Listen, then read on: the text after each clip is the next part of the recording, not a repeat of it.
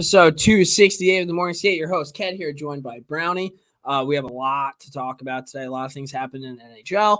I want to, before we get started, give Clara a quick shout out. So a while back, she had the hockey guys come on the podcast. Do you remember that?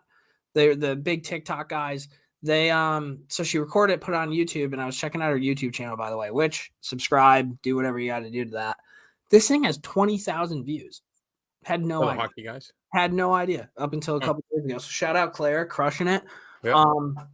This week's been a good one. Beer League, it wasn't so good, but the week as a whole was pretty decent. Brownie, how's it going, buddy? I'm good, man. I had Veterans Day, which I never knew was on a Friday, wasn't it? It used to be on Mondays. I don't know that answer. Yeah, I don't know either. Well, we have our first mea culpa for next week. So my daughter didn't have school today, and the Huskies were playing a 1:30 game. So I decided to take the day off from work. I am actually going to work, I believe, Saturday and Sunday this week to get ahead for Thanksgiving break. And we went into the Huskies game, and we had a ball, the two of us, and it was a raucous crowd, packed. Well, not packed, but I mean, it was reported close to 1,000 people there, which for women's hockey on a Friday afternoon is pretty good. They had a bunch of kids teams in. Yeah, it was great. We had a great time. And then after the game, because it was homecoming, the players, they put out tables in the entry, and the players all stayed there, and the kids could go up and get autographs, but there were creepily adults doing it as well. But yeah, it was just a nice day, you know. That's a great day. Yeah. And I got to say hi to some of the players, some more parents come up to me and introduce themselves. And I got my that's what you're gonna say. I got my I'm officially a credentialed member of the media. Yeah, that's a big moment for the Morning Skate right there. Yeah, it said the Morning Skate right on the thing. It was pretty cool. I love that. I gotta get it laminated because I'm afraid I'm gonna lose it. Gotta get it laminated. Yeah. I would put it in, like, you know how like the sheriffs flash their badges? I would put it in like one of those things where actually, it was funny you say that because we go up the side entrance and there's a media entrance. Yeah. And so me and my daughter are walking up, and the security guard, he's like, Will Call's down there. I'm like, no, I understand. I go, I have to go in here to pick up my credentials, and then I'm going to walk her over to Will Call. He goes, Will Call's around the way. This is for media only. I'm like, no, I get it. I go, I am media. He goes, no, this is media only. I go, I don't know if I'm not saying this properly. I go, I am picking up a media pass for me, and then she has a ticket. Right. He's like, oh, I'm so sorry. I think he was just like, because I mean, all the media today, because ESPN was there, so they're all in suits and stuff. Yeah. And I'm in like a t-shirt and shorts, you know, with a winter hat. I'm like, what's up? Right. The Morning Skate difference. Love that. Exactly. Well, the players all said hi to me. So it was fun. It was a good day. I love that. That's awesome. Well, we have, again, like I mentioned, a jam-packed episode kind of ready for you guys. So let's just kind of hop into Mea Culpas. Hi. This is Mea Culpa, and I'm here to introduce the Morning Skates Mea Culpas with Ked and Brownie. And she says with Ked and Brownie, man, you know, just hits different. So, did I tell you that she sent me an email? No. Yeah, she's been listening to the podcast and she likes it. And, Stop it, really? Yeah, she's like learning hockey. So that's incrable. Maybe I'll have to get an interview with Mea Culpa. Who would have thought that our fuck ups would grow the game? Yeah. Look at that. Put that on a fucking t-shirt. Yeah, the TMS. That's the TMS difference. Our fuck ups grow the game. Yep. Yeah, maybe I'll get her an interview. All right, so we have a light mea culpa, luckily, because of all the other stuff. We were talking about coaching wins, and John Cooper is at 440, and Mike Sullivan is at 371. I thought Sullivan would have been a lot higher, but yeah, me too. But you got to remember, he was an assistant coach for a while. Yeah, but he was head coach of the Bruins too. I think he was assistant coach for the Rangers, I'm pretty sure, when Tortorella was the coach there. Wasn't he like an interim head coach too for the Rangers at one point? No, I don't think he was ever interim head. No. Okay. This is so dumb. This is the dumbest mea culpa ever. So when we were talking about Jerry Lee Lewis and him passing away in the Dennis Quaid movie, I couldn't think of the name of the movie, but I told you the song he sang was Great Balls of Fire. Yep. The name of the fucking movie is Great Balls of Fire. You know, I wouldn't even count that as a mea culpa. You nailed it without knowing it. Yeah, fair enough. And Winona Ryder was the young cousin, the jailbait 13-year-old Is cousin. Winona Ryder the same girl that plays the mom in Stranger Things? This is a generational thing. Yes, but she used to be. Oh, here we go. She plays the mom in Stranger Things, but she was also like in Reality Bites. That's the only movie I can think of her being in. Yeah, But yeah. okay, bud. All right. And then the last one, we only had 3 really. Julia Roberts' parents lived in Atlanta when they befriended the Kings. Martin And Luther, that's still just a crazy. Coretta Scott. Yeah, that's nuts. Absolutely nuts. All right. There you Well, go. we did pretty good. NHL in the news, the top end.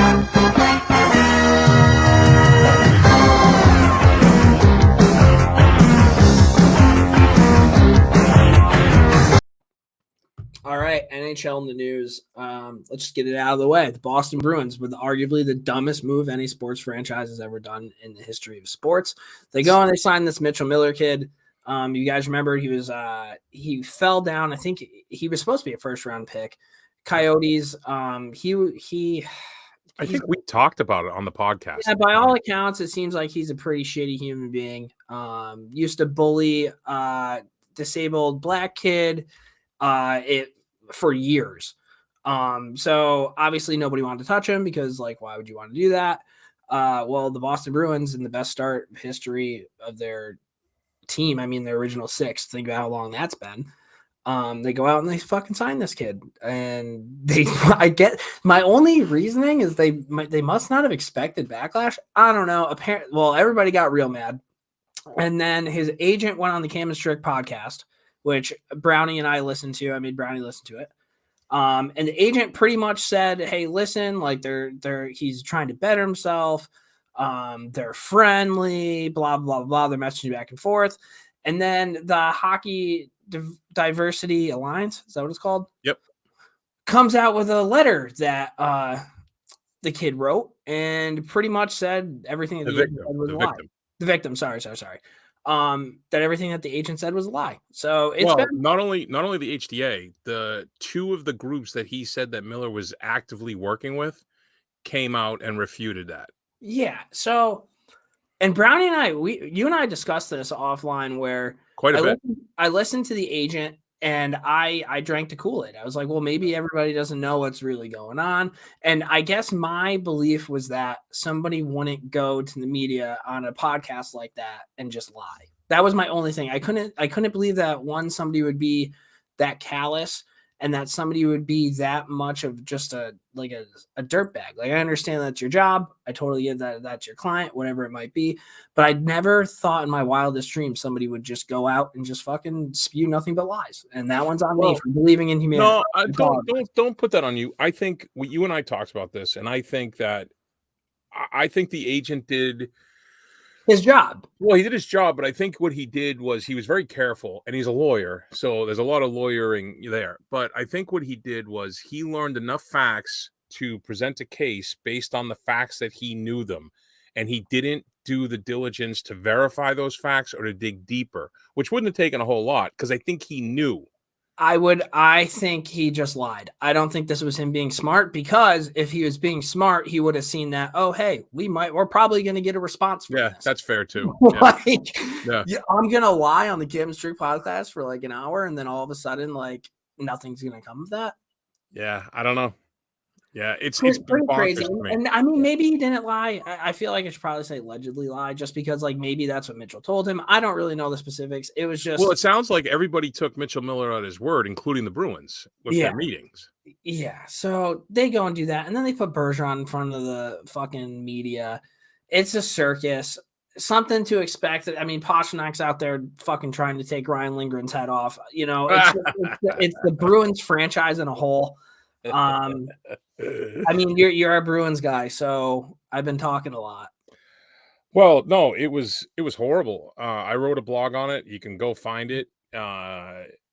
It's caused me nothing but hate mail from all these keyboard warriors, and my wife told me to stop telling people to pull up to our house. If you want this donkey involved with your team, you're a fucking racist moron. Sorry. I don't know any other way to say it.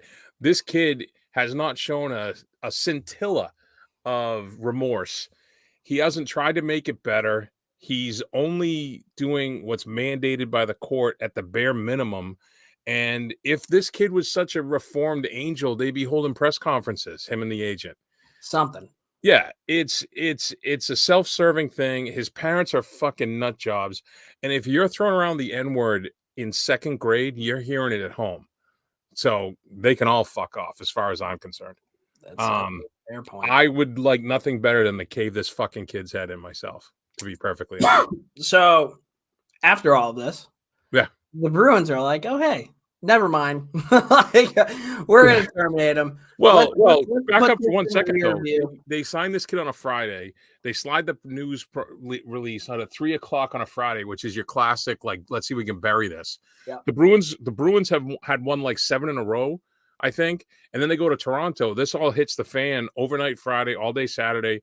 Pre-game skate, the Bruins players are getting asked about it. They go out and lose to Toronto. And then the next day, go ahead. Listen, man, the Bruins are like, we don't got to talk about this. Like, it's done. I'm sweeping it under the rug. Yeah. They're gone. Just what an organization, dude. Well, and now the Bruins may be on the hook for this kid's money. Yeah. And the kid may get the money because, I don't know, Bettman came out with a statement saying he's not eligible. The NHLPA got their hackles up, which they rightfully so, I guess, even though the kid's not in the NHL and they didn't help out Kyle Beach at all. So what are you just picking fucking cases you can jump into, the NHLPA? But the Bruins may be on the hook for the money and the kid's going to get his money. And I have no idea. It's just a complete and utter shit show. And like I said, in my entire life, this is the worst move that I've ever seen the Bruins do. I don't even think it's Bruins. I just think. I think you're right. In all the 4 major sports. Yeah. Just that fucking tone deaf. Just so dumb. So dumb. Other sad news. Rest in peace to Peter McNabb, part of the famous Lunch Pail AC Club in the late 70s with Don Cherry as the head coach. He played 954 games with Buffalo, Boston, Vancouver, New Jersey. 363 goals, 450 assists, 813 points. He served as color commentator for Colorado from their inception up until he passed away. In Boston, he scored at least 35 goals, 75 points for his first 6 seasons before being traded to Vancouver in 93-84 for Jim Nill. McNabb was one of the players that went into the stands at MSG, if we remember the Mike Milbury accident where he takes his shoe off. He was beloved by everyone he ever played with and interacted with, leaves a huge hole in the hockey community. I feel bad because I'm not an Avalanche fan, so I didn't really get to listen to this guy a lot and all that stuff. But like, to put it in perspective, if that were to happen to somebody on the Rangers, whether it be Sam or Joe, I would be fucking devastated. So I think that we need to give this guy a quick moment of silence. Yep. Rest in peace. It's fucking brutal. Did you remember watching this guy? Oh, vaguely. It's a little before me. I know the stories of him more than I remember him, if that makes sense. Okay. Everyone says just a great guy. I saw an interview. I don't remember what the stat is, but it's him and Bobby Orr are like right next to each other. And there's only one number in between them, like 250 and 251. And it's one of his most famous stories that he says, yeah, for the rest of time, I'm going to be right there with Bobby Orr. So when everybody looks up Bobby Orr, they're going to see my name too. Yeah, pretty cool. Yeah, everyone loved him. Just a great guy. Like Billy Jaffe was talking about him on the Nesson feed, and he was getting all emotional. RA said this was his favorite number 8 as a Bruin player, and remember who else wore number 8 was Neely. So yeah, it's big statements. I mean, it's a shame. He's 70 years old, which is young. Yeah, rest in peace, man. Hockey community's thinking of you. Calgary. 7 losses in a row after dropping a game to the Bruins 3-1 last night. They host Winnipeg tomorrow night. Winnipeg's actually played pretty well this year. Huberdeau and Tanev are currently day-to-day, and Michael Stone was placed on injured reserve. Winnipeg's playing pretty well because who was it that predicted Hellebuck regaining his Vezina form? That was me. Yeah, that was one of my preseason wild things you said. I don't really want to talk about it. But yeah, Calgary, I don't know what's going on there. They just re-upped Daryl Sutter, right? Didn't they just extend him? Yeah, I think they'll right the ship. I think there's a lot of teams right now that aren't performing the way that we're. Oh, we get to a bunch of them. I mean, there's a lot of teams that are in the playoff hunt right now that I don't think will be. Right, but, that's fair. Yeah, we'll see. Mika Zibanejad played in his 700th game, had 2 goals versus Detroit. He got lit up by Larry Brooks. Larry Brooks pretty much, I think there's 149 forwards that were that have played like 5-on-5 or some shit like that, and he had the second to least amount of points. It was him and the dude on Colorado, Arturi Lehkonen. Yep. Who does Larry Brooks write for? The Post. Okay. He's like the Rangers like Post guy. No, I knew he was the Rangers guy. I just didn't know which paper. Yeah. So I'll get into that in a little bit. So you always kind of bring cool stats about the Bruins. The Rangers literally have a New York Rangers stats like Twitter. So I just filled that with Rangers talk this week. So we're gonna have some stuff to talk about. The Atlanta Thrashers, the Atlanta Gladiators, the city's ECHL team, are having a Thrashers night this upcoming season. They're the only North American city to lose not one but 2 NHL franchises. Cool jerseys though. Yeah, those powder blue ones. Dude, somebody tweeted out the other day, and the tweet was like, every once in a while, or like every couple years, I make sure I play this video, and it was like a 10-minute video of Ilya Kovalchuk's highlights when he was on the Thrashers, and like how fucking sick he was, dude. Who do you think of if you think of the Thrashers? Who's the player that pops in your mind? It's either Kovalchuk or Hossa. Oh, yeah? All right. Yeah. Mine's Savard. Oh, well, that's probably because he was a Bruin. Yeah, I'm sure it is. Yeah, and Healy, too. Danny Healy, yeah. Cool jerseys, though. Yep. This was scary. Evander Kane had his wrist sliced open. He got stepped on by Patty Maroon in a win the other night against Tampa. It looked bad. It looked real bad. He got right up. He knew he was in trouble. The medics, everybody, took care of him. He had surgery that night. He's going to miss 3 to 4 months, man. Brutal. So what are we, November, December, January, February? Hopefully they can stay in it. Yeah, it was sheesh. If only they had any other skilled players on that team. It did not look good. No. It did not look good at all. Do you remember when we were talking about this at hockey the other night? Do you remember when Chris Terreri, the goalie, got his throat sliced? Who? Was it Chris Terreri? I think it was Chris Terreri. He was for Clint Malarchuk for the Sabres. That happened to him. It was he's a goalie. He was a goalie for the Devils. Oh no, I don't remember that one. Yeah, he was a BU guy, I think. Shit. Brownie. Jeez, amateur hour over there. Yeah, scary situation. He's gonna have surgery 3 to 4 months. Wishing him a speedy recovery. Oh God, the Stahl families. Eric Stahl played in his 1300th game the other night versus Carolina. All 3 Stahl brothers were in attendance, as Mark, who also plays for Florida, Jordan plays for Carolina. I feel like you put this on here to troll me. No, it's 1,300 games. Yeah, it's still the Stahl family. This is not a Stahl family friendly podcast, dude. We're gonna move. Look, on. I like 1.5 out of 3. I don't like speaking of Florida, Matthew Tkachuk got suspended for high sticking Jonathan Quick. He put his blade into the eye gap of like the goalie's mask. He was suspended 3 times prior, fined once. So, did you see it? Yeah, dude. So I think what he did is he hit him in the head, right? But it wasn't high. I don't know. Maybe it's a high stick, but he's on his knees. I don't know. But then he was skating away, and he just went to do like a little, just to be a little rat. And I think it just happened to get in there. But it did get in there. Oh, it got in there. Hey, listen, he deserves the 2. Yeah, rightfully suspended there for sure. Florida, man. Washington, Alex Ovechkin scored 787 goals for Washington, giving him the record for most goals scored with a single franchise. OV versus Malkin debate. Are you asking me about that draft? When World Hockey Report had me on the other day, he always like blindsides me with something, and I made a joke about I was like, "Oh, you didn't want me to come on and talk about the Penguins?" So then, he brought up the Penguins later on, and he asked me. I guess it's been like a Twitter debate: who's had the better career, Malkin or Ovechkin? It's Ovechkin. Malkin. That's what I said. Oh, Malkin just has more cups, but that was his argument, and he's like, cups make the decision, and I go, cups would have made the decision if Ovi never got one. Well, cups would have made the decision if Ovi never got one, and if you're talking about Sid versus Ovi, then yes, that's the Sid versus Ovi. Sid versus Ovi, it's Sid. No, I understand that, but what I'm saying is, Malkin, in my mind, is an ancillary player in the cups.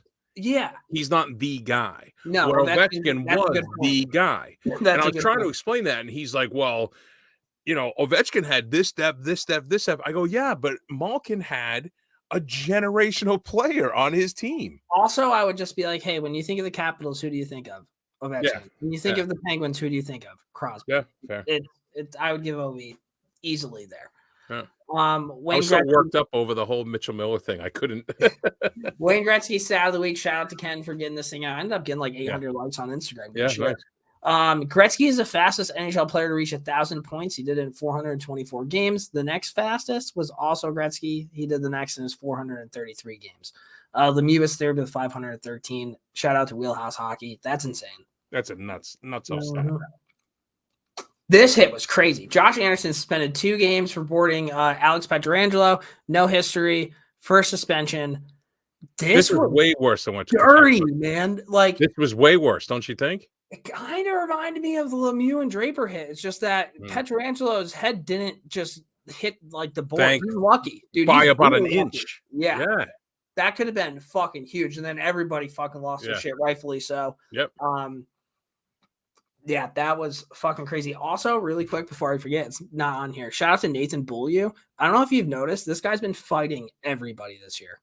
Feverboy Rex mentioned that. This morning I woke up really early and I couldn't go back to bed. So naturally I went on hockeyfights.com to see what's popping off there. Did you get to see? Go ahead. Finish it. No, there's been some pretty good fights recently. Did you? So, all right. So I was doing stuff. And when I called you earlier tonight to be like, hey, did you see this Washington Tampa Bay thing? I couldn't find it anywhere. So I couldn't find it either, but I left the game on. I was doing something else because I'm like, oh, they'll definitely talk about it in between periods. When my wife came downstairs and turned off the TV, I was like, motherfuck, I can't rewind now. So I don't have the whole story. It's not there was a big hit, dirty hit. Know how I found it? I went to the play-by-play in the ESPN app. There was a big dirty hit when they were reviewing it to see if it was going to be a major. All the players are standing around on the ice, and they had a line brawl. Yeah, but I don't know if they did because there's no fucking video and nobody's talking about it. No, I don't. Yeah, I don't understand. Yeah. Oh wait, I still have it up my phone. Hold on. Oh no, somebody actually has it as a cell phone video. Oh really? Yeah. Oh yeah, shit popped right off, and there's a lot of guys on the ice. Yeah, there's 10 guys on the ice while all the refs are huddled together. Shooting a retweet right now. Yeah, that's all right. So go to our Twitter so you can see it. Yeah.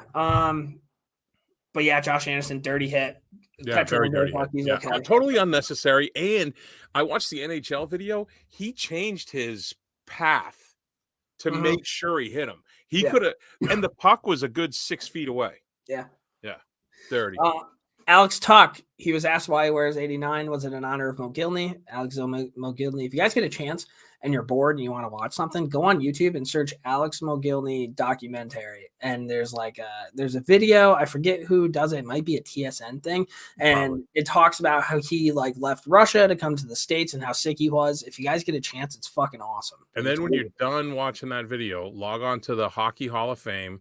In the comment section or whenever you can ask a question, say, why the hell is Alexander Mogilny not in the Hockey Hall of Fame? There's got to be a fight. I don't know. That's fishy. It's unbelievable. But no, he said when he was a kid, 89 was the biggest jersey they had. They needed the exercise. I think Baldwinsville, New York, or Syracuse, New York kid. Shout out to Alex Tuck. This was crazy. Kevin Bieksa, he addressed the team and talks about what it takes to be a part of a winning culture, then signed a one-day deal to retire Canuck, did warm-ups with the team. I think this isn't so much – I mean, yes, I understand why you're asking. Why does Kevin Bieksa talk about – Listen, I think Kevin Bieksa is a great player, right? All time. He's a great player. Supposedly he's a great guy, right? And very funny, very witty, right? Superman punch, the whole deal. Would they fucking win? They never won the cup, but they were a fucking wagon of a team for years. It's kind of like the Rangers, dude. So the Rangers, those Western Conference banners? Well, no, the Rangers have been really good for a while too, but they haven't won a cup. Right. And in 10 years, if Chris Kreider comes out talking about a winning culture and they don't win a cup, you're going to tell him to shut the fuck up. It depends because Vancouver's not doing well right now. Well, so you think this was like a glow up they were trying to do? I think this is like a, hey, guys, figure it the fuck out. Maybe. That I don't think it was him. Actually, I think it was just more or less like, hey, stop sucking. Yeah, that's fair. I guess I just heard that and I was like, shut up. If Chris Kreider came back 10 years from now and talked to the current Rangers team about that, I'd be like, shut the fuck up. But if the Rangers were brutal and he came in, he's like, hey, listen, we got to figure this out. I'm okay with it. Oh, I see. I see what you're saying. So that's the get out of jail there. Yeah. Okay. That's fair. Okay. The Superman punch, Kevin Bieksa. Yeah. Erik Karlsson, dude. Shout out to Diener. You wrote a blog about him. Sharks have scored 32 goals this year. Karlsson was on the ice for 24 of them. He registered a point, and 18 of them scored 10 of them himself. But and he packs snooze during games. There's still 4 more years of him at 11.5. So you know what's funny is I wrote a blog about how Erik Karlsson packs snooze during games, which are like those little pouches. Yeah, I wrote this years ago. And I'll know when Erik Karlsson's in the news because every time he's in the news, I go and I check our stats, and the Erik Karlsson blog will pop up. That's how I know he's in the news. Funny. Shout out to him. Pittsburgh, they dropped 7 in a row, including 2 to Seattle, Vancouver, epic claps against the Bruins. They beat Washington 4-1 Wednesday. Could this be blamed on the loss of Matheson and Marino? I mean, I think so. Yeah, 100%, right? Yeah. There was was it 32 Thoughts? I think it was 32 Thoughts I was listening to, and they were talking about there was a play where someone broke down the ice and like kind of dog walked Malkin in the neutral zone, and he was doing like a half effort, and then he went wide on Letang, and Letang was kind of gliding, and they were like, "That's not the Penguins we remember." Yeah, it's interesting. Sometimes people age; they fall off a cliff. So who knows? You know what? Also, Malkin lit it up tonight. So you could blame it on Matheson and Marino, but you could also blame it on the New York Rangers for just putting him in a fucking chokehold last year in the playoffs. Or you could put it on their goalie, but yeah. Oh, the win's a win, bud. All right. Did you guys make the second round last year? Okay. Nope. So Jason Zucker scored versus Buffalo last week in another loss. The Yager salute, which was pretty sick. They were wearing those jerseys. Are the retros, yeah. The robot penguin. I was seeing some comments. Some people like it, some people don't like it. Yager said in the video posted to Twitter, "I love it, and I feel like it showed a lot of respect for our era, for our team, because we had a lot of great players. So thank you, Penguins. Thank you, Jason. It was a nice message, but Yager also had some fun with it. Before he stopped recording, he joked around with Zucker. And by the way, Jason, keep working on your shot because it wasn't hard enough." Legend. Does Yager's voice match Yager? Yeah. You think? I remember him like much more boisterous, but now he's like, "Hey, Zucker." I feel like he's when he was on the Rangers, he was like that. Yeah. Okay. He's kind of like a soft-spoken dude who just does like sick shit. Did I ever tell you I hung out with him for a night once?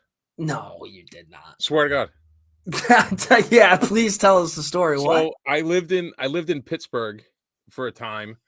And we were at this bar downtown, and Pittsburgh's weird because downtown there's no residential. It's all building businesses and stuff. Mm-hmm. So when you go out for a night, there's no issue parking. And there was this bar downtown, or club called Heaven. I still remember the name of it. The place was awesome. Huge cavernous nightclub. And we would go down like 6 of us. And I was in the bathroom, and this guy walks up to me next to the urinal. I look over and I did like a double take, and I'm like, "Hey, Yager," and he's like, "Yager's hose, dude." No, maybe I think he went one over. You know, okay. I would have fucking moved right over. Fucking hang on, there it is. Well, that probably would have been not as good a story. Yeah, but so he's like, "Hey," you know, we're washing our hands together, and we're talking. I'm like, "Oh, I'm from Boston." He's like, "Oh, you guys." I'm like, "No, man, all good." And he came out with us. He was there by himself. He came out with us, and he hung out at the bar with us. He picked up our tab. We all left, and back then, this was years and years ago, the Primanti brothers, you know, the famous French fries on the sandwich, you know, that's the thing in Pittsburgh. But now it's like very corporate. But years ago, it was like a fucking like a taco truck type setup. And at the end of the night, after the bars closed, everybody would be there getting it.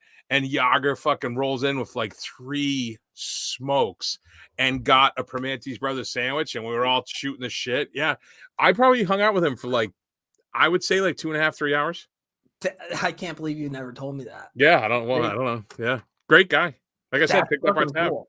That's cool. Super cool. Wow. You know what's not cool is how the St. Louis Blues are playing right now. Well, it depends on your perspective. I think it's excellent. They dropped 8 straight before getting a win last night against San Jose. I actually put a bet on San Jose. They were down 4-3, and I'm like, ooh, like they could come back. And no, of course they didn't. It's so bad that Preston, our St. Louis writer, put a thing in the group chat. St. Louis won a game with exclamation point. Yeah, dude. Fucking write a blog about it, man. People are fucking fired up. Fuck. Yeah, what's to blame? The lack of D. Binnington's fucking weird as shit this year. And the last one you mentioned here, I think, is actually a really big. I think it's big. David Perron, man. And I think Perron's a piece of shit. We both do. We talked about that. So he's on the Red Wings. The Rangers fucking shit pumped them the other night, 8-2. He is like a crafty motherfucker with the puck. But he's dirty. He is. So he is. dirty. But like you can just see the fucking skill that guy has. It's yeah, insane. for sure. And he's like a gamer. Like he's not afraid to get in the corners and shit. He is he's fucking what Detroit rat. needs. He is what Detroit needs. Yeah. He absolutely is a rat. He's actually one of the biggest low-key rats, I think, in the league. I think he's a different type of rat. Like Kachuk's a rat, like that stick on quick. He didn't mean to do that, but Marchand with the lick and all stuff. But Marchand has taken all that slew foot shit out of his game. Perron still does all that shit. The Bruins played the Red Wings, and behind the play, he's trying to kick out, I think it was Mike Riley's leg. I was like, what the fuck are you doing? Yeah, but I think you're right. I don't know. I kind of this might be. They got rid of the St. Louis. Got rid of all the beef, right? All the big tough guys. Maroon was the first one to go. Oscar Sundqvist left. Huh? Oscar Sundqvist was a big body. Yeah. He went to Detroit. Petrangelo was the big one. I mean, I was happy to see Torrey Krug not playing top 4 minutes here. You can go playing for St. Louis. I don't think he's a top 4 guy. I just this might sound weird. I do think hockey's better when the Blues are good. Yeah, and I think they also may be getting tired of Berube too. Yeah, we can see. Actually, one of the things, remember I was telling you about hockey fights, you can go on and you can search like what players have fought the most for a team and all this shit. Aaron Langdon had like 75 fights. Insane. But it also shows you what player fought the most against your team. Guess who fought the most against the Rangers? Berube. Craig Berube. His teammates loved him. Yeah. So I don't know. They win over the Sharks. I know that's not really that impressive, but maybe. Oh, listen, you take what you can get, you know. Yeah, because O'Reilly hasn't done shit this year. He has not been a factor. Telling you, I'm talking. Right now. They're talking about him going to the Avalanche. I've heard that. Of course, dude. Of course. This is a long one. Columbus. Well, Kadri's gone, so Riley would make sense, right? Yeah. They fit under the cap. Yeah. Columbus, drama in Ohio. Patrick Laine is none too happy per reports from Finnish paper. Finnish outlet, sorry. According to a report Wednesday in YLE Sports, a Finnish publication, Laine isn't thrilled with Larsson's recent comments to reporters that reference his struggles last season adjusting to a new team after the Blue Jackets acquired him and forward Jack Roslovic from the Jets. Yes, I heard the comments. Honestly, I'm a little annoyed that I still have to suffer because of last year's performance. It was supposed to be forgotten. At least that's what I was led to believe. The slate was supposed to be wiped clean, and now it's a little difficult. They dug this out. That's nothing, he said. Of course, I have to try to be better. But at this point, why bring up what happened last year? It was a difficult period, but that's in the past. There isn't a problem. Let's move on. For clarification, back in January, Brad Larson had this to say about Laine. I think he's fallen off here. There's no question. I'm trying to let him work through it. We're going to work our way through this, and I mean we're going to work through it the right way. We're not going to go down the same path as last year. We've had deep discussions about where it got to, and I don't think he wants to get there again. It is my job to help him through that. Remember when Torello benched Laine? Supposedly that was in response to Laine mouthing off to an assistant coach. That coach, Larson, he signed for 3 more years at $8.7 a year, which it's a lot of money. So, well, before we do anything, the one thing I want to say to this whole thing is this is all translated to English. Right. So there could be stuff lost in the translation, so it might not have been as harsh as it sounds what Laine was saying. So take it with a grain of salt. You know, it may not be as bad as it sounds. Laine, when he's on, he's so good, dude. Like he's disgusting, but when he's not, it's just what's the point of putting him out there? More Columbus, negative news. Eric Robinson will miss up to 6 weeks with MCL sprain. Zach Werenski suffered a separated shoulder and torn labrum, expected to be out for the remainder of the season. And I think that happened yesterday. And I think yesterday they lost another dude who broke his ankle. I forget who it was, but shit. He broke his ankle and then he played through it because that's what hockey players do. PK Subban joined ESPN on a multi-year deal for studio work. Occasionally, he's an in-game analyst, $9 million a year. He'll also have PK's Places airing on ESPN Plus next year. I wish I could have put a bet in saying that this was going to happen. I honestly would like to hear him being an in-game analyst. I think he may actually offer quite a bit. Who's I think so. who do you think I'm not talking locals. Who's your nationally? Who would you say your best in-game analyst is? Who do you enjoy the most? In game? Yeah. Like the color guy in game. Is Panger considered that? Yeah, I would say so. I love whenever Pang's on, I'm You pumped. like Panger? And the I would Rangers say- never get him. He always does Western Conference. The Rangers get Oh. Ray Ferraro, who hates the Rangers. So it's like Ray Ferraro loves the sound of his own voice. Holy shit. I was going to say I like Boucher, who I don't even know where he is now, Brian Boucher. mhm. I don't hear him anywhere anymore. He's not bad. I like him a lot, but my favorite, I think, is Jones, Keith Jones. Edzo, right? Edzo? Yeah, Edzo. Fuck Edzo. I like Keith Jones. I have something to say. I kind of miss Pierre Maguire. I love Pierre. Love him. I know he gets a lot of shit, and like I would say most of the time it's rightfully so. Yeah. But like there was something about like watching a game and like obviously you're just getting shit jammed down your fucking throat. But every once in a while it would be kind of nice to like find out an interesting tidbit about something. You know what my favorite thing about Pierre was? What? How much he went right up fucking Edzo's tailpipe. Yeah. Because Edzo and him, I think Pierre knew it, and so he just kept fucking hammering it. Yeah. And I love that because Edzo can go fuck a donut for all I care. Jesus Christ. Vancouver Bo Horvat the other night against Nashville, he went in for a shootout, just forgot the puck, kind of like a Martian, except for it didn't happen right away. Yeah. A fan named Brian Murray tweeted at Horvat complaining that the miss cost Brian $91.50, asked for reimbursement. In the latest example of Vancouver trying to do right by the fans, Horvat replied asking for his information to reimburse. So, hey, Bo Horvat, man of the people, man. all right, man. I got the puck. I got it deep. Dump change. What do you got? Oh, all right. Dump a change. Good guy in the NFL, which is something that you don't hear very often. Leonard Fournette, you know who Leonard Fournette, the running back for the Tampa Bay Bucks? He was dining at a sushi plate in Tampa, and his bill came to $85.71. Fournette left the server a $1,000 tip. Fournette just signed a 3-year, $21 million extension to go with his prior career earnings of $35 million.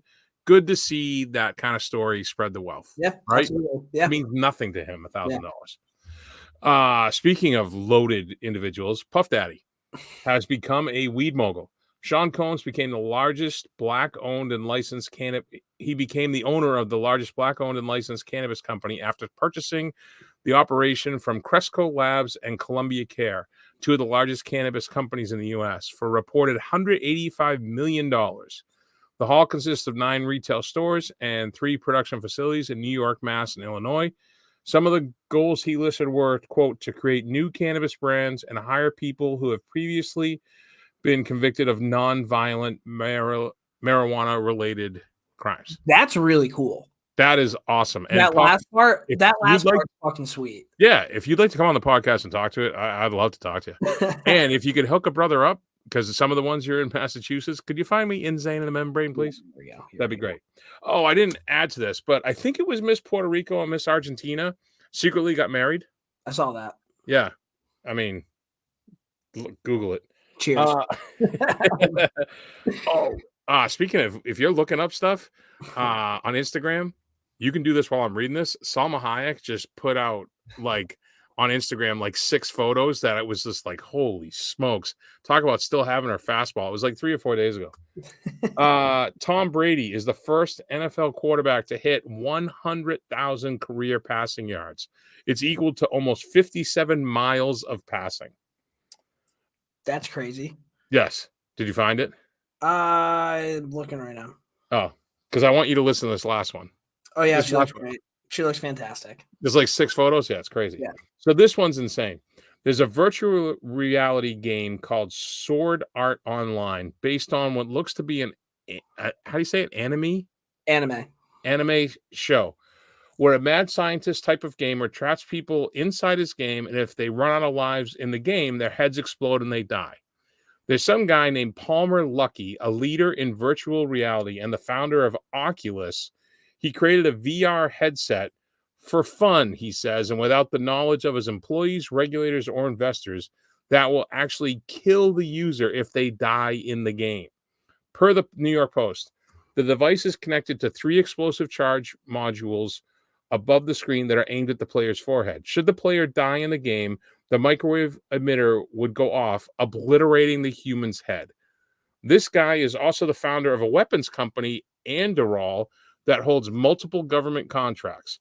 He says at the point that it's just a piece of art and not for use, but said, quote, the first non-fiction example of a VR device that can actually kill the user, it won't be the last. Yeah, I think you take the keys away from this guy. Fuck yeah. Jesus Christ. Like, I think I'm pretty good at some video games, but I'm not going to put my life on the line. No. What could you do that you would put your life on the line to feel confident that you could do it? Oh, boy. That's such a good question. I don't even know. I think because I own a painting company, I think I could paint a room perfectly. Okay. You know, I was going more like how many hot dogs I could eat. Well, yeah. I'm like, well, I mean, I could take a shit a day. I bet my life on that, right? Dude, that's crazy. That's crazy. That was it for dumping change, though. Jesus Christ, that one was just. That was. You know what I'm gonna do? While you're talking, I'm gonna look up Salma Hayek and refresh myself. So we're gonna talk about the Rangers really quick. So they haven't really been playing that well. They lost their last 3, and then they beat the Red Wings last night 8-2. Ryan Lindgren was hurt.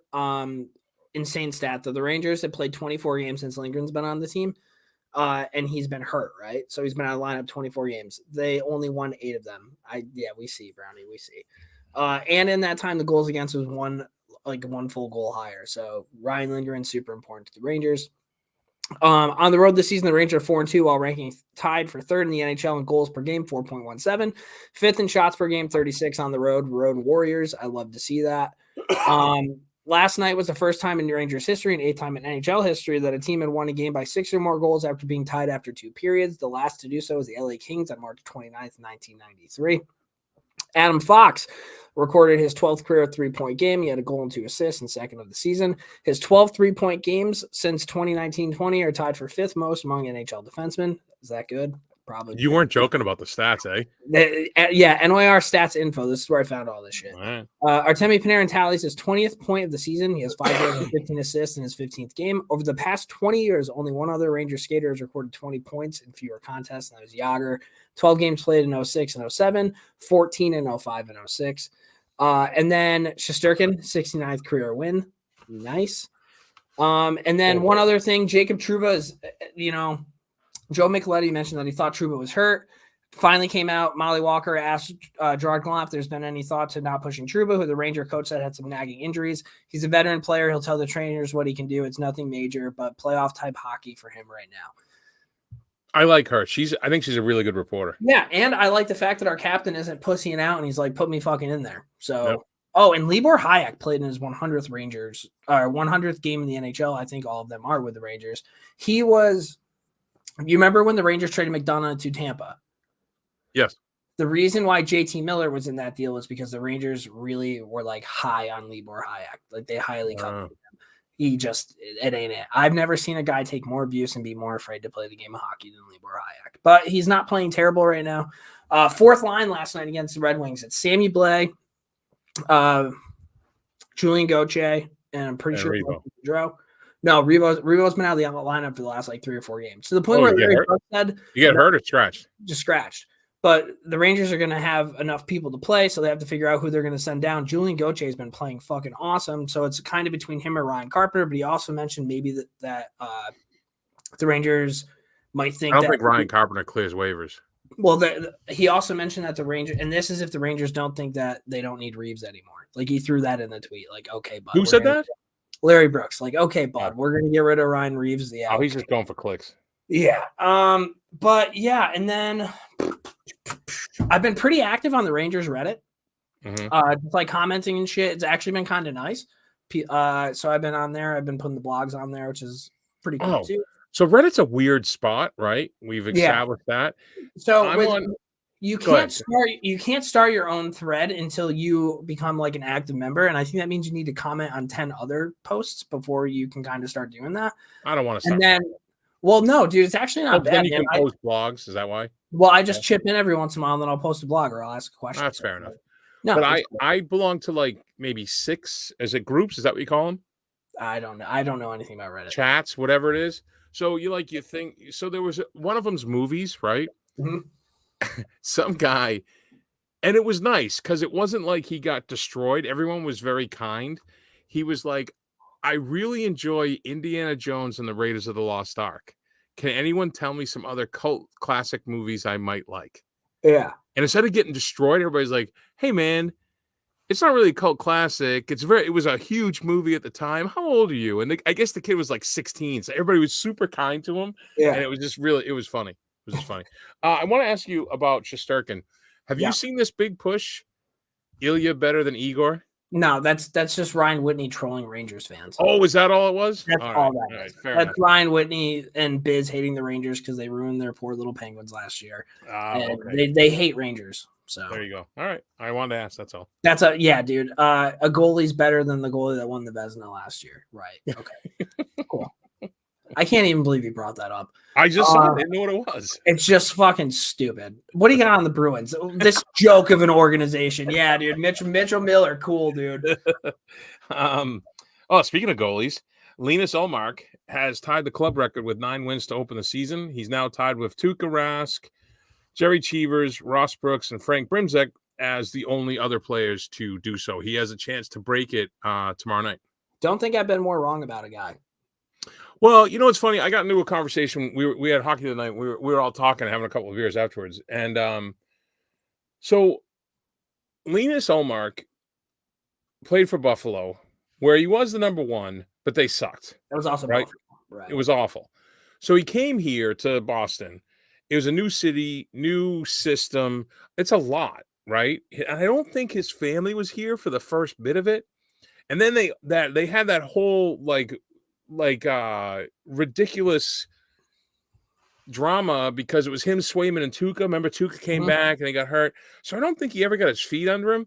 This is the Linus Ullmark that I thought the Bruins were going to get. I think he's a great goalie. You thought the Bruins were going to get the guy who tied the club record with 9 wins to open a season. All right, that's overstated. I thought they were going to get a true number 1. Solid goalie. A new true number 1 in Linus Ullmark. And I think Swayman was bonus. Swayman got hurt, and they're just riding Linus now. Yeah, I thought it was the opposite. I thought that they knew that they had Swayman coming up. They wanted to have somebody there until he was ready to kind of bridge it. Yeah, maybe. But whatever. We'll take it. The Bruins broke out their retro jerseys the other night, the new Pooh versus St. Louis. And Marchand in warm-ups, he goes, we got a lot of 2s on our team, and they're looking like 10s tonight. The kid's great with the quote. He really is.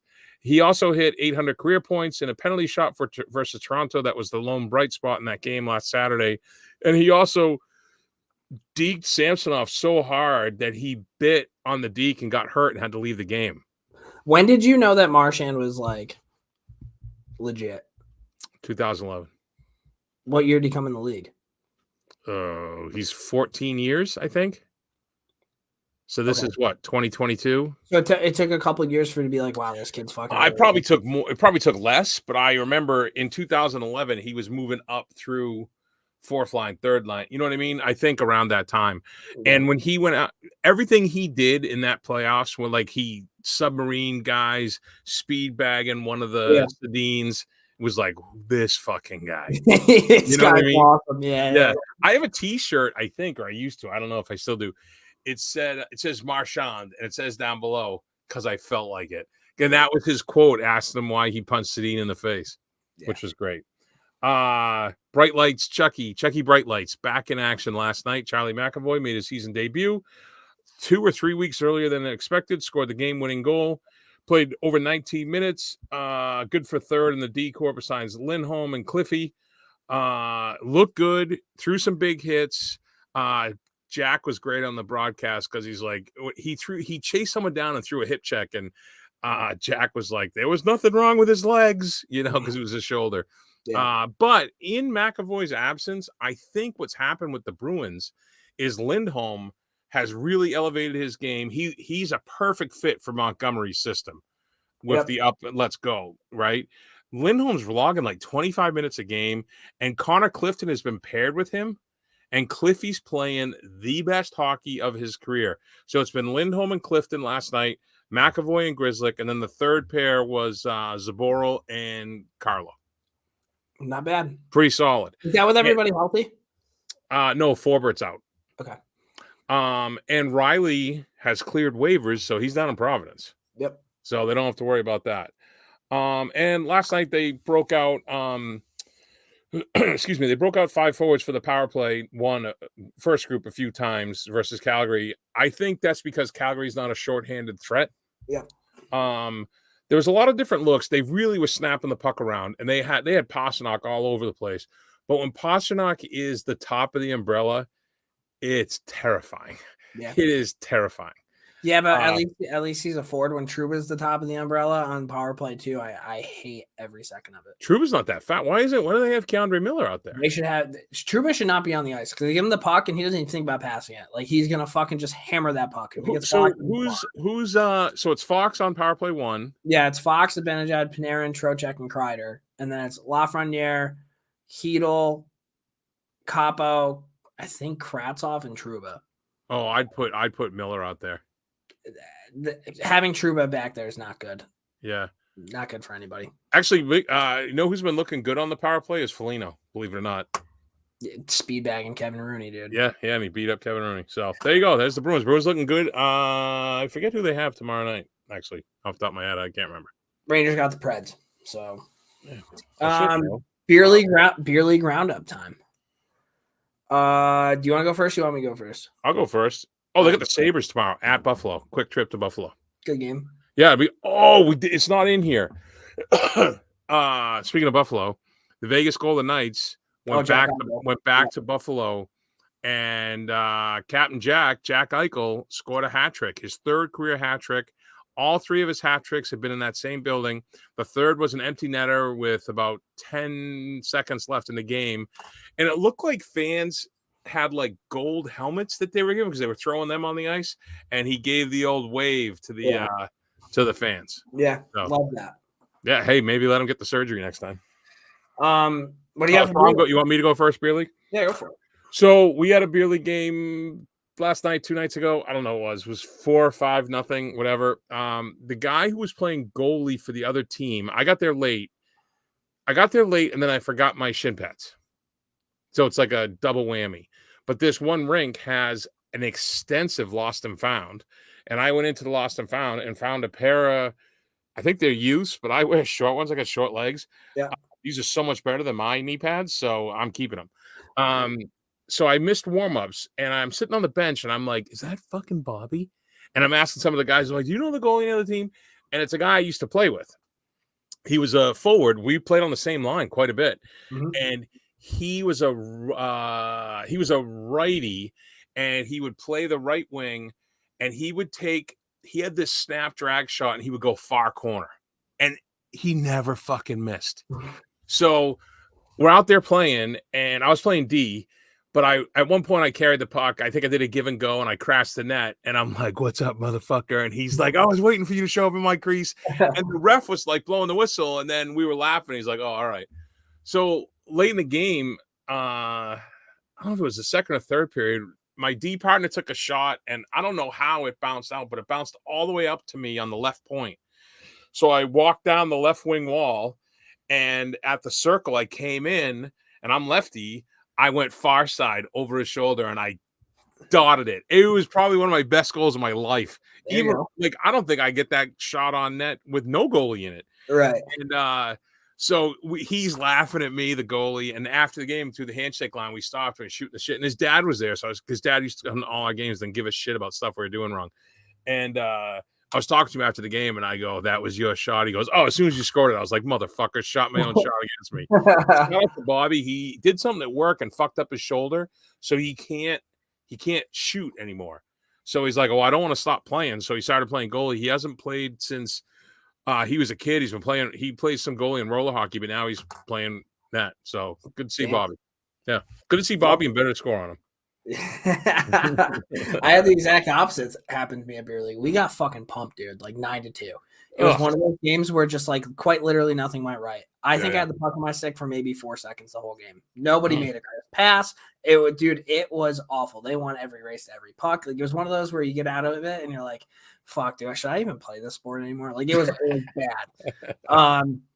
And then so, dude, I showed up to this game. I taped my stick. I got my rivets redone. I got my skate sharpened. I had my skate sharpened in like 2 years. So I showed up, I taped my sticks. I wanted to do the Michigan. Like, I fucking waxed the fuck out of this thing. I'm like, I'm feeling good, right?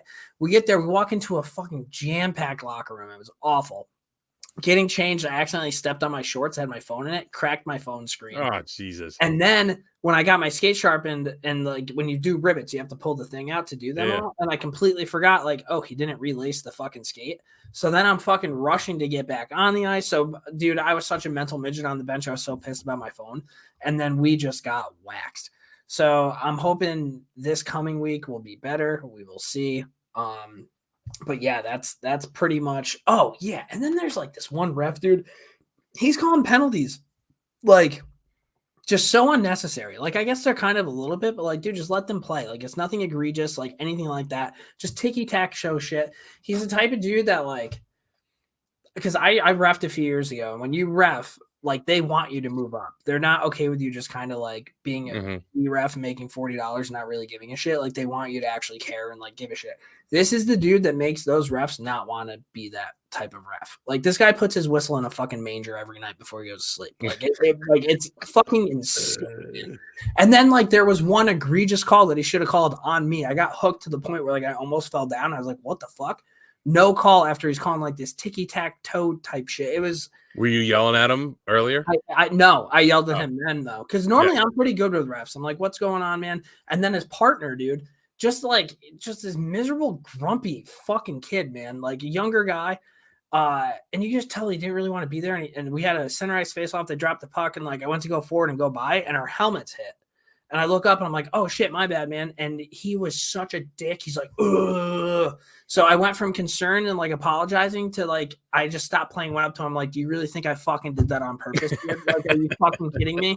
Like, just, I was not having a great time. So this week, hoping to bounce back. My question for you. Go ahead. So I didn't draft this team. I'm not the captain, anything like that. Yeah. We were getting killed. Like, nobody had anything. I'm sitting on the bench, and like after the first, it was only like 2 or 3-0. So it was definitely, and like this league, you can come back. And I'm thinking, like, why aren't we mixing it up? Like, maybe switch lines, whatever it is.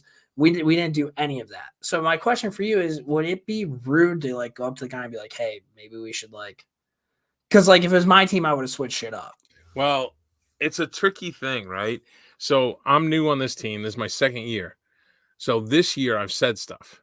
Last year I didn't say shit. Yeah. This year I fucking took a bite out of the captain's ass a couple of weeks ago. And the thing is I think we have a good and then team. he put me back on D. So I think we have a good team. We have like one of the better defensive teams. We need to want the puck. We didn't want the fucking puck at all. So I'm hoping captain good. Is he a good player? Yeah. Like we have a good group of dudes. Like everybody's pretty fucking cool. We actually have this one defenseman. You don't want to fuck that up, right? We have this one defenseman who is like, I'm so happy he's on our team and not somebody else, like on another team, because him and I would definitely 1000% go at it like every time we played. Like he's a cheap as shit. He back checks super hard. Like he takes like 2 penalties a game, but I'm like, I fucking love this guy. Like he's incredible. He's diving all over the place. I'm like, this is great to have on your team. Shout out Coop. Yeah. So I'd keep quiet for the harmony. Yeah. I'll give it a few more games before I'm like, hey, like.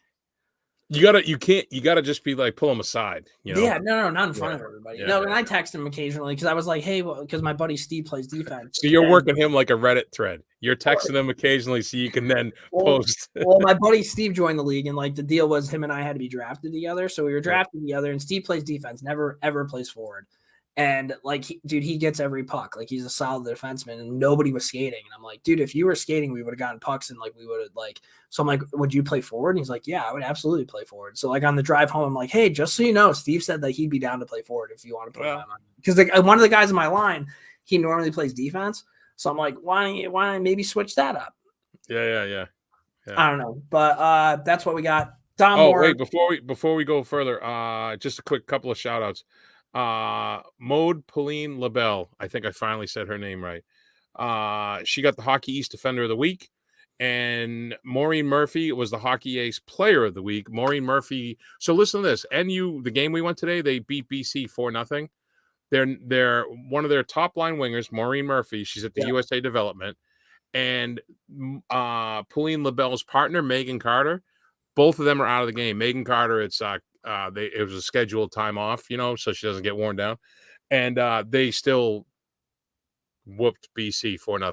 Dude, can you get us some fucking merch, man? I would walk around with Northeastern. Yeah, I can. Well, I mean, at the very least, I can buy some. Yeah, we'll figure it out. All right, let's do some Dom Moore's Heroes and Zeros. Hey fans, this is Dominic Moore. I'm just going to take you guys through a little bit of the behind the scenes stuff here. Okay, Dom Moore's Heroes and Zeros. My hero of the week. So, man, I've changed this room around. So you're going hero, zero, and I'm going zero, hero. Okay. So I've changed the room around. I have tons of looks jerseys. Good. For those that aren't looking, he's got some nice jerseys hung up. Yeah. He's even going to send me one of those. So it looks good. I hung up some stuff here. I got this present for my birthday, and it's like the coolest fucking thing. It's picture me and it has like Nicki Minaj over me and like Twisted Tea cans. It's literally my favorite fucking thing ever. Wait, what? Yeah, it's just like a Photoshop or something. Yeah, and dude, it's incredible. Like, why don't you show it? Well, I can't. I'd have to unplug everything. Why don't you just take the picture down and hold it up in front of the fucking camera? Oh, you want to know what? Yeah, I can probably fucking dunce. Jesus Christ. Yeah, I can do that. So it's incredible. That's great. So what's it say? Sri Lanka? Am I a Nikki fan? Pull up in the Sri Lanka, which is like a TikTok thing. Oh, okay. So it's like my favorite thing. So I hung up. Yep. So that's my hero. And then my other hero, I'm on Rangers Reddit, and some dude posts this thread, and he's like, "Hey, found this in storage," and it's this old framed picture. Oh yeah. Of Messier and Gretzky. And I'm like, "So how much do you want for it, dude?" And he's like, "Dude, it's in Platts, Vegas. If you're ever up here, I'll give it to you." So that's Plattsburgh for people who are wondering. It's like a 2-hour drive. Messaged the guy. I'm like, "You for real?" And he's like, "Yeah." So I think tomorrow I'm going to drive and go pick this thing up so I can fucking hang that in here too. It's fucking sick. Worth the 2-hour drive. I think you should put the Messier Gretzky one like in the back there. If you slide that white jersey to your left further to the corner and put it right there. Yeah. I think that'd be a good spot. You think it's worth the drive? If you got nothing else to do, sure. I have nothing else to do. That's what all my friends have said. Because I'm like, is that like kind of a cycle? Get a podcast. Go. Like a nice coffee. Exactly. Maybe get some lunch and then come back and watch. Get home by 2:00. So that is my hero. My zero of the week is this new Twitter verification thing. Have you seen this? Elon Musk. Listen, Elon Musk. We're not getting into Elon Musk. No. I'm just saying, for someone who's supposedly so smart, he goes out of his way to make himself appear so fucking dumb. Yeah, this Twitter verification thing's fucking crazy because now. Did you see what happened with insulin? No? What happened? Go ahead, do your thing. And well, no, they're just anybody can be verified on Twitter for $8 a month, and you can change your name and you can change your picture. So like people are getting punked. I'm pretty sure it crashed a stock today. So someone went on there, and I think it's either Lily James, I think is the name of the pharmaceutical company. And they shout out to a guy I went to high school with, Drew, because he posted this and I saw him and I researched it. I can send him a message tomorrow. I'd be like, I mentioned you on a hockey podcast. He'd be like, what's hockey? So Lily James, I think is what it is, or Lily and James is the pharmaceutical company. And it said, breaking news, because it was someone who did a verified and they changed the name. Breaking news, insulin is now free. So it tanked their stock and it crippled like 3 pharma companies. And listen, I'm not going to fucking lose any sleep over pharma companies getting tanked and insulin should be free. But this is the kind of nonsense that this fucking dum-dum installed. It's almost like I want to like put alerts on my computer where if like shit like that happens again, buy. Right? Buy like, what? Like if the stock crashes because of all this shit and everybody sells, I would buy then because it's going to go right back up. Right? In theory, I guess. Theoretically? Yeah. Something to think about. So my zero of the week, that's just, dude, they need to fix this because fucking the trade deadline is going to be a fucking joke of people. Oh yeah. Just fucked. I didn't even think of that. Yeah. Yeah. Thank God this didn't happen during free agent frenzy. Holy shit, dude. All right, man. So what do you got? All right. So my zero is the Bruins, Miller, his agent, and all these fucking people that are sending me threatening fucking things because I expressed dissatisfaction with the Bruins. You can all fuck off or have a big bite of my fucking dick. I think this is just like a no-brainer and fuck off. Everyone except for the victim should get hit in the head with a shovel at this point. Yeah. So Yeah. that's my 0. I think, yeah. We've talked. I don't want to mention his name anymore, doesn't he? No, it's fair. It's fair. So my hero. So this is a friend of my daughter's. I'm going to just say his name, Pancake. It's his nickname. Okay. I'm not going to say his name. He's 5 years old. He refuses to wear underwear because he's afraid it will eat his butt cheeks. So he's argued with his parents and the doctor because there's kinds of chafing and issues that he's had to go to the doctor for. And this little kid is walking around the world commando, and he refuses to wear underwear. And my wife was like, why doesn't they just get boxers? I'm like, I don't even know if they make boxers for 5-year-olds. I don't know how it works. That's fair. So we've all been there. So shout out to Pancake. He's my hero of the week. All right. Well, there's our hero and zero of the week. 3 stars. Last segment. All right, Jim and Mike, thanks very kindly. A nice weekend for you. As always, our 3-star selectors are stars of the hockey scene wherever we go on Rogers Hometown Hockey. Do you notice whenever we get slightly off the rails, when we get to 3 stars, you go, it's our last segment. Like it's always like I feel you're talking to somebody like, listen, just bear with us for a few more minutes. All right. Well, 3 stars. So Foco USA and Foco Bobbles, they reached out to us. So these guys, they do all these bobbleheads. They're the number 1 bobblehead distributor. They're dropping Dwight Schrute, noted bobblehead fan. They're dropping a St. Louis Blues 2 bobbleheads tomorrow. They're dropping at 11 o'clock. One is a Brett Hull and Ryan O'Reilly then and now bobblehead, and one is a bobblehead of O'Reilly, Kyrou, and Parego. So you guys can head over there. That's Foco, F-O-C-O. Search that, check it out, buy one, appreciate it. But having done this, I was thinking 3 stars. I came up with it this week, by the way. Yep. Pat on the back. 3 hockey players you'd want a bobblehead of, and 3 non-hockey players you'd want a bobblehead of. Well, those are just called people. Fair enough. Well, are they? What one do you want to do first? What one do you want to do first? We're a hockey podcast, so we should do the non-hockey first. Okay, so with my 3rd star, I'm gonna go Leonard Skinnard as a band. The entire band. I've been on a fucking Leonard Skinnard. Isn't it like 15 guys in the band? I don't know if it's 15. There's quite a few, but dude, I have been listening to the solo of Freebird, and I don't think there's anything that makes me feel that way. It's just fucking they fuck, dude. So Leonard Skinnard, I think, would be a sick bobblehead to have. 3rd star. All right. Well, I just had a aneurysm and thought of a new one. I know aneurysm is not the right term. Epiphany. Thank you. You are buzzing at the very end here. So I had to shift everything. So now I have some honorable mentions. Oh boy. So my honorable mentions, I'll just rattle them off. My honorable mentions are Danny McBride. I think Danny McBride's hilarious. Kenny Powers. Yep. G Love famously from G Love and Special Skills. How would you want Danny McBride's bobblehead? Like what character? Because I might take him as the pyro dude of Tropic Thunder. Oh, that's a good one. I'd take the Danny McBride from This Is the End. Okay. Fair. Yep. And then my last honorable mention, who was going to be my number 3, is Paul Newman. Okay. Because I met Paul Newman and he was awesome. You just meet all these cool people.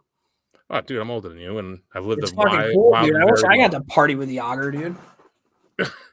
One time I met Steve Kampfer and he was a dick. So it's like a little different, bro.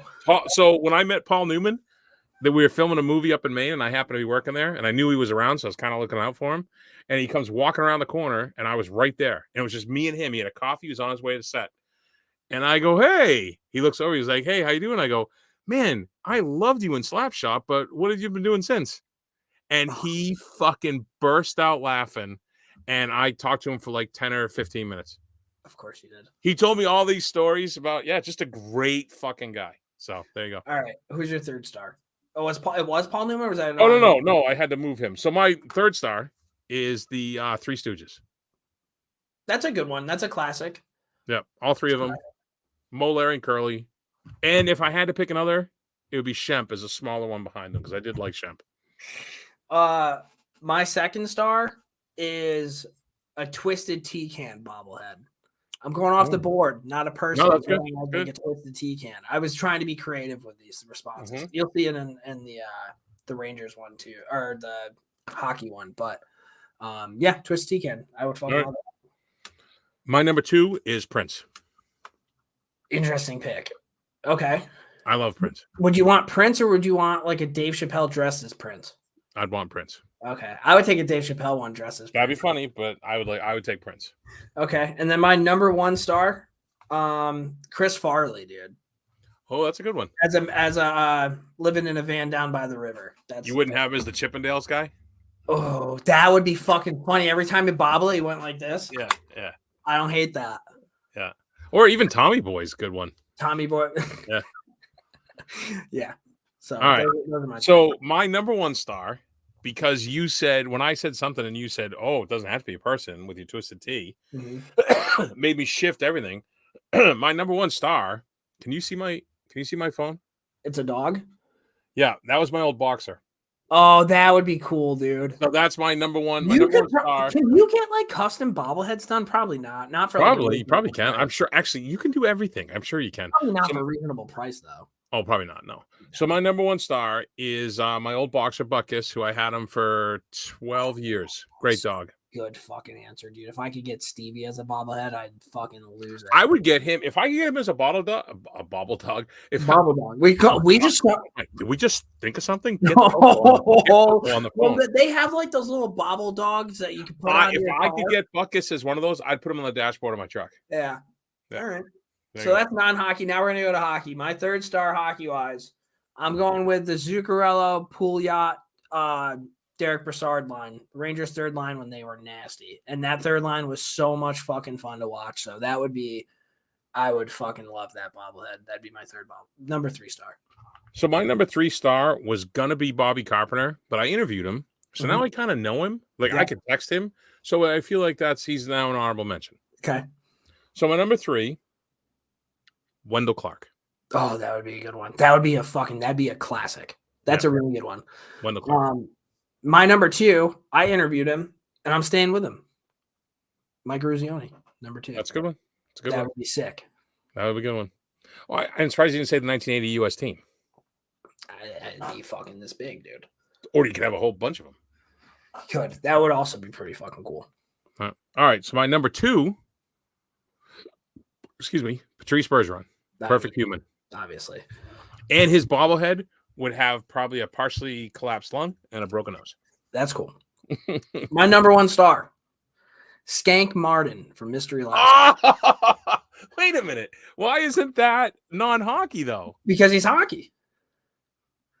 Yeah. You could get away with another one. Listen, if you could think of another one, I'm surprised you didn't say Messier for number 1. Well, I mean, how cool would it be to have a Skank Martin Mystery Alaska fucking bobblehead? So if it's Skank Martin in Mystery Alaska, is he sliding feet first in the bobblehead? Oh, no. Take that one in the nuts? Like, he's fucking blocking a shot with his nuts and pointing at the mare. Yeah. He's sliding in feet first to block that shot. Or he's on his knees pointing at the mare. That's how I'd want it. Like, oh, hey, dude, I banged your wife, but I blocked that shot for you. Like, what a storyline that was. Yeah.